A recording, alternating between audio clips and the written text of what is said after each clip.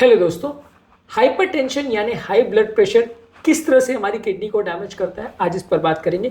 ज़्यादातर लोग ये तो ज़रूर जानते हैं कि हाइपरटेंशन यानी हाई ब्लड प्रेशर हमारी किडनी को डैमेज करता है, लेकिन ज़्यादातर लोग ये नहीं जानते हैं कि वो किस तरह से डैमेज करता है, कौन कौन से मैकेनिज्म्स है जिसके द्वारा हाई ब्लड प्रेशर आपकी किडनी को डैमेज करता है। ये जानना और समझना आपके लिए ज़रूरी है यदि आप अपनी किडनी को ब्लड प्रेशर रिलेटेड डैमेज से बचाना चाहते हैं, क्योंकि किसी बीमारी को काम करने के तरीके को आप समझते हैं तो ही आप उससे अपने बचने के तरीके को समझ सकते हैं। जैसे होता है कि किसी चोर के मोडस ऑपरेंडी को आप समझते हैं तो ही आप उसको बेटर वे में हैंडल कर सकते हैं, उसको पकड़ सकते हैं, उसके सोचने के तरीके को आप समझेंगे तो आप उसे बेटर वे में हैंडल कर सकते हैं। वैसे ही हर बीमारी के काम करने के तरीके को भी समझना ज़रूरी है। टॉपिक इंपॉर्टेंट है, इसलिए इसे एंड तक देखिएगा। टॉपिक पर जाने से पहले हमारे चैनल पर जो भी नए हैं उन्हें रिक्वेस्ट करूँगा कि चैनल को सब्सक्राइब करें, वीडियोस को लाइक करें, शेयर करें, फॉलो करें, कमेंट करें, पूरा देखें।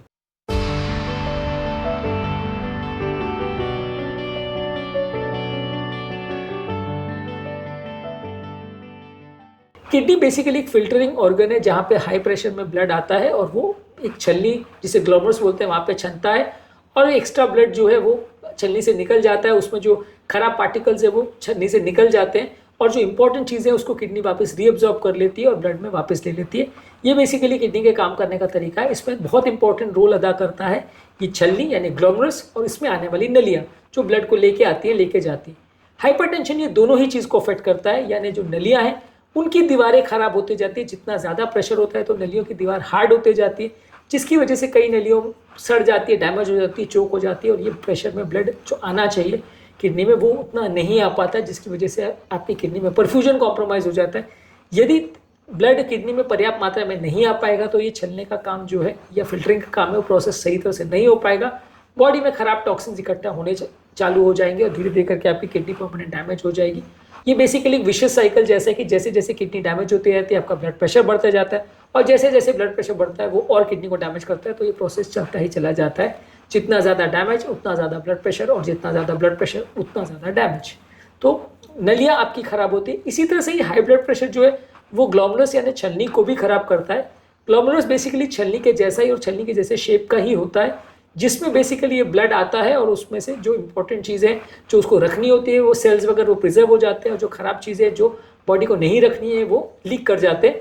जितना ज़्यादा पोर्शन लीक करता है उसमें से कुछ अगर इंपॉर्टेंट बॉडी को फिर से लगता है तो वापस रीअब्सॉर्ब कर लेता है। बाकी चीज़ें जो छलनी में से नहीं फिल्टर हो पाती है वो ब्लड के साथ डायरेक्टली चली जाती है। ये ग्लोमरुलस यानी छलनी बेसिकली हाइपरटेंशन में ख़राब हो जाती है। सिंपल एग्जाम्पल आपको दूँ कि आपकी चाय छानने की जो घर की छलनी है लगभग ये वैसे ही काम करता है। उसमें अगर आप बहुत हाई प्रेशर में अगर पानी डालते हैं तो जैसे जैसे आप हाई प्रेशर यूज़ करते हैं तो थोड़ी देर तक तो छलनी ठीक काम करती है, फिर वो ख़राब हो जाती है या फट जाती है। और जब वो फट जाती है तो उसके छेद बड़े हो जाते हैं तो और वो ज़्यादा ख़राब काम कर लेती है। चाय या जो भी चीज़ आपको छानना था, सूप छानना था, उसमें ख़राब बड़े बड़े पार्टिकल्स भी निकलने लगते हैं। तो यहाँ पर भी वैसे ही है कि हाइपरटेंशन की वजह से ये छलनियाँ ख़राब हो जाती है, इसके छेद जो है बड़े हो जाते हैं और प्रोटीन ज़्यादा निकलने लगते हैं, ज़्यादा लीक होने लगते हैं, जिसकी वजह से और ज़्यादा डैमेज होता है और धीरे धीरे करके ये प्रेशर्स की वजह से छलनी खराब हो जाती है। जितना ज़्यादा प्रेशर होगा उतना जल्दी खराब होगा, उतना ज़्यादा खराब होगा। और ये सारे प्रेशर्स की वजह से ओवरऑल जो किडनी के सेल्स है जो उसको नेफ्रॉन बोलते हैं, जो ब्लड फिल्टर करने का काम करते हैं, वो भी खराब हो जाते हैं और इनमें भी स्कारिंग और इन्फ्लेमेशन हो जाता है।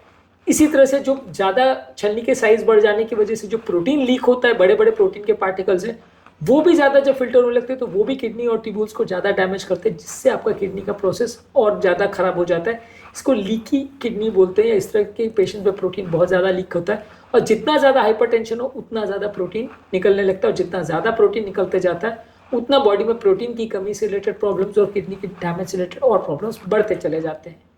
इसी तरह से बहुत हाई ब्लड प्रेशर किडनी की जो दीवारें हैं और किडनी का जो इंटरस्टिशियम यानी बीच का जो टिश्यू है उसमें भी सूजन क्रिएट करता है, जिसकी वजह से वो एरिया भी डैमेज हो जाता है। इसे इंटरस्टिशियल फाइब्रोसिस बोलते हैं।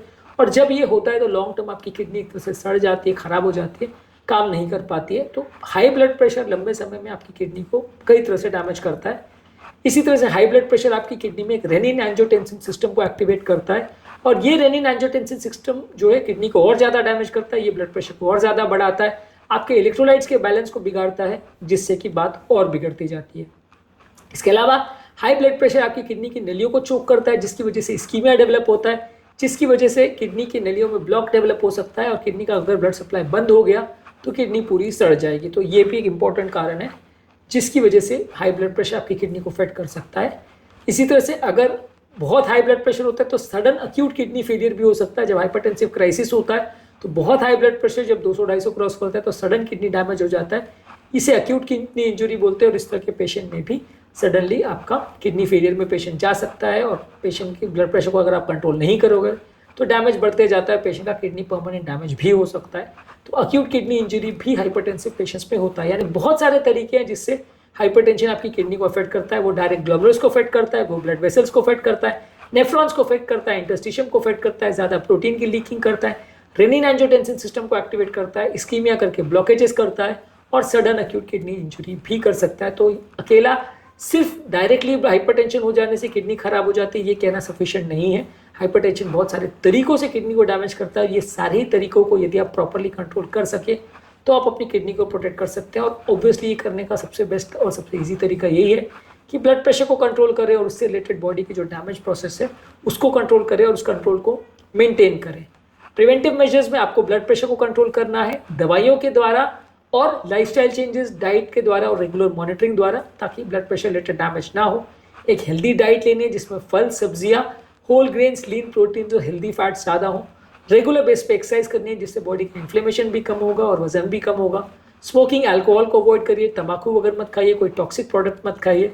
और अगर कोई क्रॉनिक बीमारी है जिसकी वजह से हाइपरटेंशन बढ़ सकता है और हाइपरटेंशन की वजह से अगर किडनी का डैमेज बढ़ सकता है तो उसको टाइमली एड्रेस करना और उसको प्रॉपरली मैनेज करना, सही तरह से ट्रीट करना ज़रूरी है, नहीं तो प्रॉब्लम्स बढ़ेगी। आज के टॉपिक में हमने बात करी हाइपरटेंशन यानी हाई ब्लड प्रेशर किस तरह से आपकी किडनी को डैमेज करता है, किन किन मैकेनिज्म से आपकी किडनी पर असर होता है, हाइपरटेंशन के मैनेजमेंट पर और किडनी डिजीज़ के मैनेजमेंट पर, और उनमें क्या खाना है क्या नहीं, ये सारी चीज़ों पर ऑलरेडी हमने काफ़ी वीडियोज़ किए हैं जो कि आप हमारे चैनल पर देख सकते हैं।